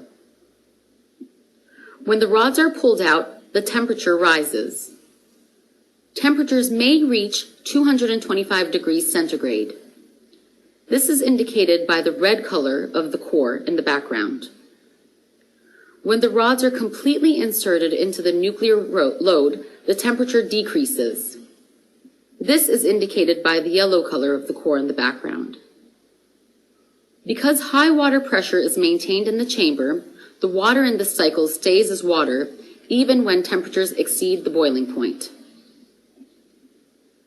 This hot water is sent to the boiler where the heat is transferred to the secondary cycle, which we will describe next. The water leaving the boiler is then pumped back to the core.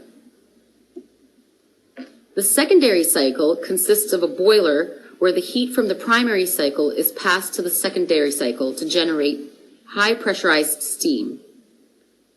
This steam is sent to the steam turbine, which is connected to an electric generator to produce electricity. Steam leaves the turbine under atmospheric pressure and enters the condenser. Cold water coming from the river condenses the steam, and condensed water is pumped back to the boiler.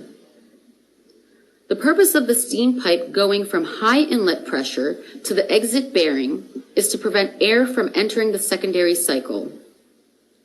Since the turbine exit pressure is under atmospheric pressure, air will leak through from the bearings no matter how well the insulation of the bearings may be. Sending pressurized steam through the middle of the bearings prevents the air from leaking into the system. Rather than air entering the system, steam leaks into the environment. If there are any cracks in the pipes, in the primary cycle, nuclear contamination will leak into the secondary cycle and then the environment. The cooling cycle will take the cold water coming from up the river and will cause the steam coming from the turbine to condense. Heated water is pumped to the downstream part of the river as waste heat. It's interesting to know that 2/3 of the heat generated by coal or nuclear power plants is sent to the environment as waste heat. Unfortunately, there's nothing we can do about it since it's dictated by one of the laws of thermodynamics. This concludes our video on nuclear power plants. কি বলেছে বুঝছেন?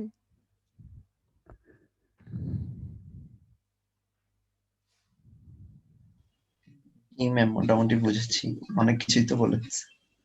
হ্যাঁ, এখানে একটা কথা বলেছে শুনেছেন না? মজার একটা কথা যে 2/3 আমাদের যেই হিটটা সেটা কিন্তু আসলে নষ্টই হচ্ছে। তাই না? যে হিটটা প্রডিউস হচ্ছে তার কিন্তু 2/3 পরিমাণ নষ্ট হচ্ছে। দেখেছেন না? ওই যে চিমনি দিয়ে বের হয়ে যাচ্ছে যে।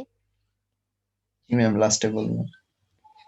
ঠিক আছে? এখন এখানে আমি কি বলছিলাম বলেন তো যে এই প্রসেসটা ওখানে উনি সুন্দরভাবে বলেছেন যে এখানে আমরা কিন্তু অ্যাডভান্টেজ এর মধ্যে একটা পড়ছে যে এটা সেফ। তারপর এখানে আপনার যেহেতু মানে হেভি ওয়াটারটা ইউজ করা হয় না। মানে হেভি ওয়াটার মানে হচ্ছে যে এটা এক ধরনের মানে আইসোটোপ সেপারেশন করে তৈরি করা হয় ওয়াটার থেকে। সেটা তৈরি করতে আপনার অনেক কস্ট লাগে। এখানে আপনার যেহেতু ন্যাচারাল ইউরেনিয়াম ইউজ করা হচ্ছে ফুয়েল হিসেবে, এজন্য হেভি ওয়াটারটা ইউজ করা হচ্ছে না।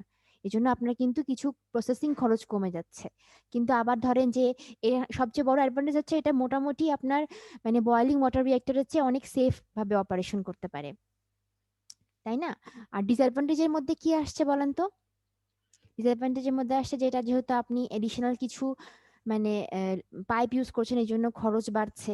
আর হচ্ছে এখানে বলেছে দেখেন যে এই যখন অপারেট করছে তখন আপনি ফুয়েলটাকে মানে রিফুয়েল করতে পারবেন না। ফুয়েল মানে এখানে কি ইউরেনিয়াম যেই ফুয়েল রডগুলো সেগুলোর কথা বলা হয়েছে। ঠিক আছে? আর এটা একটু কস্টলি যেহেতু পাইপিং ম্যানেজমেন্ট বেশি এটাই। কিন্তু সব দিক চিন্তা করলে আপনার বয়লিং ওয়াটার রিঅ্যাক্টরের চেয়ে এটা অনেক বেশি মানে সেফ। সেফ দিকে চিন্তা করলে আপনার ওই রিঅ্যাক্টরটা ইউজ করাই ভালো। আর বয়লিং ওয়াটার রিঅ্যাক্টরে দেখেন কি কি অ্যাডভান্টেজ ডিসঅ্যাডভান্টেজ আছে এটা একটু লক্ষ্য করেন। অ্যাডভান্টেজ কি বলেছে যে এটা আপনার ওই যে প্রেশারের কথাটা বলেছে যে প্রেশারের লেভেলটা এখানে আপনাকে আসলে চিন্তা করতে হচ্ছে না। যে লো প্রেশারেই এখানে কাজ করতে পারছেন। ওই সেম ওয়াটারটাকে যেহেতু আপনি কি করছেন ভ্যাপারাইজ করছেন, স্টিমে কনভার্ট করছেন, কাজে প্রেশার আপনাকে এখানে বাড়াতে হচ্ছে না। এটা একটা অ্যাডভান্টেজ। আর আপনার অত বেশি টেম্পারেচার এখানে তৈরি হচ্ছে না, কস্ট কম যেহেতু আপনি এডিশনাল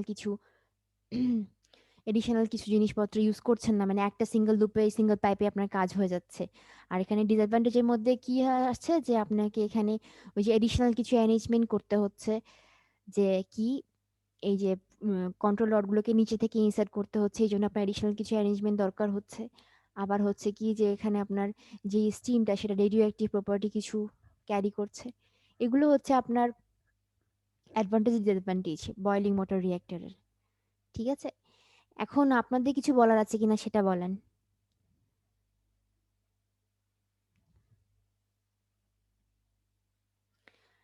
আপনারা কি আমার জন্য ক্লাস ঠিক করেছেন?